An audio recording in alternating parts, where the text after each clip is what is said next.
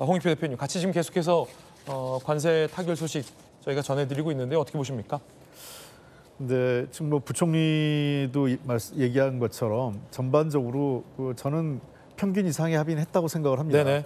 예를 들면 그 일반 관세율을 15%로 정했고요. 그다음에 가장 민감하게 생각했던 농산물 시장하고 그다음에 쌀 시장 문제 그 축산물에 대해서 우리의 입장을 관철시켰다 지금 계속 확인을 하고 있기 때문에 네. 그리고 세 번째 우리가 들어간 비용이 총 3,500 펀드거든요. 이 펀드에 대해서는 일본의 경제 수준과 뭐 무역 규모, 그다음에 우리의 경제 수준과 한미 무역 규모 등을 감안하면 어느 정도 예측했던 규모의 합의가 됐던 것 같아요. 제가 이미 며칠 전에 3천억에서 최소 3천억에서 최대 4천억 불 정도의 협상이 이루어질 가능성이 있다. 그러면 결국 3,500불 선에서 합의가 된 거죠. 그런 측면에서 저는 이 협상 자체에 대해서는 비교적 평균 이상의 그 괜찮은 합의를 했다고 생각을 하고 다만 이제 이 앞으로 늘 그렇지 않습니까? 악마는 디테일에 있다고 이 합의 사항이 진행되는 과정에서 또 한미 간에 여러 가지 이견이 노출될 가능성이 있어요. 예를 들면 펀드의 소유 운영과 관련된 문제인데 트럼프 대통령의 SNS를 보면 굉장히 뭐 극단적인 표현이죠. 이 펀드는 내가 소유하고 대통령으로서 미국 대통령으로서 내가 소유하고 내가 관리하고 내가 어디에 투자할지를 선택한다.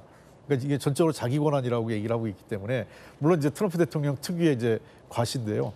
아마 그런 측면에서 이 문제를 이제 앞으로 저 펀드의 운영과 관리 측면에서 한미 간의 세부적인 세부사항 합의가 좀 난항을 겪을 수도 있어요. 이 문제가 굉장히 어려울 겁니다. 네, 사실은 뭐 우리 기업 입장에서는 미국에 수출하는 이 미국 수출, 대미 수출에 크게 의존을 하고 있기 때문에 이 경영상의 어떤 안정적인 예측 가능성을 확보했다라는 차원에서는 이 전반적으로 굉장히 긍정적인 타결이라고도 볼 수 있겠습니다만 기존에는 없었던 한미 FTA 체제에서는 없었던 15%라는 이 관세를 어떻게 우리 기업들이 지혜롭게 극복할 수 있으냐가 하나의 어떤 관건일 것 같아요. 자, 안영환 의원님, 조금 전 이 현대 기아 자동차에서도 공식적인 입장이 나왔습니다.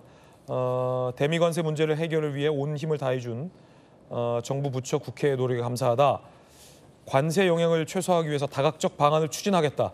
그리고 품질 및 브랜드 경쟁력 강화와 기술 혁신을 통해서 내실을 다져나가겠다라는 입장도 나왔는데 다각도로 이 관세 문제를 최소화하기 위한 방안을 추진하겠다라고 밝힌 걸로 봐서 안개등을 하나 뺀다거나 뭔가에 좀 어떤 우리 기업들 입장에서도 이 15% 관세라는 가보지 않은 시장을 걷기 위해서 좀 지혜가 필요해 보여요. 어떻게 보이세요? 일단은 이제 앞서 우리가 이야기 나왔습니다만 EU와 일본은 그동안 2.5%의 관세를 물려왔습니다. 우리는 한미 FTA 때문에 제로였죠. 그런데 이제 그 2.5%의 부담을 지게 됐는데 결국은 참 안타까운 이야기입니다만 현대차에서 경쟁력을 키우기 위해서 2.5%를 극복하기 위해서는 공장 이전이 가장 쉬운 방법입니다. 그래요, 공장 이전. 미국에 대규모 투자를 하는 것이죠. 한국의 공장 그대로 놔두고요. 아예 15% 관세를 0으로 만드는 방법. 네, 그런데 이제 이번에 더 재미있는 건 노란 봉투법에 따르면은 해외 공장 투자도 노조의 동의를 받아야 되는 겁니다. 현대차 노조가 반대하면 또 파업하는 거예요? 그렇죠. 그런데 이제 굉장히 복잡해진 상황이 생겼습니다. 지금. 네. 그런데 어찌됐든 현대차 입장에서 본다면 미국 공장을 키우고 한국 공장은 뭐 그대로 놔두는 게 가장 쉬운 방법이시죠. 지금 한화 도움도 크게 받았다라고 얘기했잖아요. 구인철 부총리가. 그리고 현대차도 엄청난 대미 투자를 했는데 이렇게 크게 현대와 이 한화 기업으로부터 도움을 받았는데 이재명 대통령이 혹시 뭐 여권을 향해서 노란봉투법 속도 조절한다거나 아니면 기업이 반대하고 있는 과도한 독소 조항이 있기 때문에 잠시 멈춰달라 뭐 이런 요청하지 않겠습니까? 하기를 바랍니다만 뭐 쉽지 않을 것 같고요. 뭐 지지자들 겨냥한다면 그러지 않을 것 같은데. 네. 그런데 지금 이제 오늘 그 부총리가 계속 많이 강조한 부분이 대미 금융 패키지. 이제 미국 측 표현대로 하면 펀드라는 표현을 썼는데 대미 금융 패키지인데 아마 일본과 비교되는 거 굉장히 의식했던 것 같아요. 그래서 아마 조선 분야 1,500달러는 빼고 전체 3,500달러에서 예. 2,000억 달러만 자꾸 강조하고 있습니다만 빼면 안 되죠. 공동 발표는 3,500달러예요. 예. 그리고 트럼프 대통령 주장대로라면은 그 사용처는 찍겠다. 잘 찍겠다. 근데 이제 1,500달러는 조선 쪽으로 이미 결정이 됐기 때문에 뺐다는 건데 전체적인 맥락은 좀 약간 어색합니다. 그러나 네. 어찌됐든지 간에 저 논리대로라 트럼프 대통령의 논리대로라면은 조선 투자도 야 볼티모어 항에다가 당신들 뭐 100억 달러 넣어 LA 항에다 100억 달러 넣어 이럴 수도 있는 겁니다. 그래서 그런 부분이 어떻게 정리가 되는지 모르겠고요. 게다가 이제 90대 조선에 1,500달러를 투자한다 해서 좋아할 게 아니라 트럼프 대 주장대로라면 이익의 90%는 자기가 챙겨가겠다는 거 아닙니까?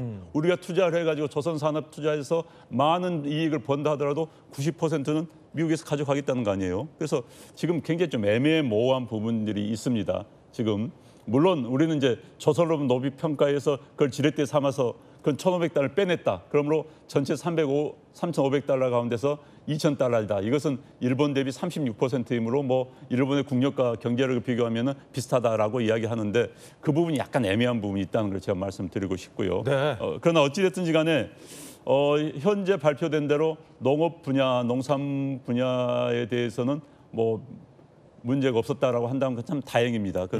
그래서 전체 현재 발표된 대로라면 협상에는 큰 무리는 없었다. 앞서 말씀드린 것처럼 트럼프의 머릿속에는 이미 우방국은 좀 친한 친구들은 15%는 정이 있었던 것 같아요. 그리고 나머지 트럼프가 최종 결정을 하고 압력을 넣었던 것은 투자액입니다. 투자액을 얼마 할 것인가. 그래서 지금 우리가 얼마를 주장했는데 미국 측에서 얼마를 요구했고 트럼프가 또 어떻게 마음을 바꿨는지는 아마 후일담에 나올 것 같습니다만은 어찌됐든 지금 우리 정부도 발표한 걸 보면은 2천억 불 패키지를 굉장히 강조하고 있었던 거 보니까 저게 상당히 논란이 있지 않았을까 그런 생각이 듭니다. 예. 자, 미국산 LNG 이게 그러니까 미국 에너지 구매를 향후 4년간 1,000억 불 확대하는 합의도 포함이 돼 있는데 LNG는 어차피 우리가 해외 수출에 전적으로 좀 많이 의존을 하고 있는 부분이 크기 때문에 미국산 LNG 에너지 구매량을 확대한다 하더라도 우리 내에서 수출의 어떤 규모를 그 안에서 조정하는 거라 크게 우리에게는 부담스러운 상황은 아닐 것 같다라는 생각도 듭니다. 다시 한번 좀 제가 정리를 해드리겠습니다. 한국과 미국이 오늘 아침 조금 전에 관세율 협정을 타결했습니다. 기존 25% 적용을 하루 앞둔 오늘 15%로 극적으로 합의를 한 겁니다. 이는 유럽과 일본과 타결한 같은 수준입니다. 다만 이 자동차 산업 같은 경우는 우리의 주력 수출 품목인데 그간 한미 FTA로 일본보다 우리가 관세 우위를 보고 있었다라는 측면을 봤을 때 이제는 일본과 우리가 어떤 관세적인 측면에서 우위는 없어졌다라는 부분이 현대기아 자동차 입장에서는 굉장히 좀 도전적인 과제가 될 수도 있겠다라는 생각이 듭니다.